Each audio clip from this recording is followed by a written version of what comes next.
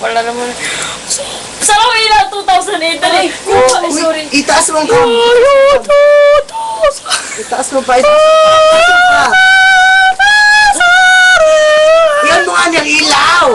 May kita siya ng milagro. Banter.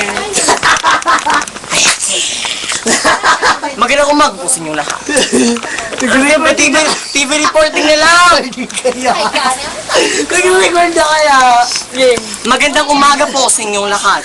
Narito po tayo ngayon sa Choryang Klasismo na napapaligiran po ng mga ilog dagat at ilog pasig.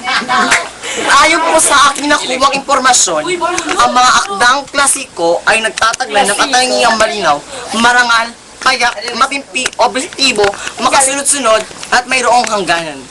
Kung susuruin po natin, makikita niyo po sa ating paligid ang papangit po ng mga tao.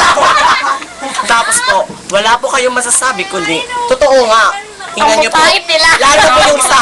Tingnan niyo, ito po ang nakuha namin sa hotel. Meron po silang skandal.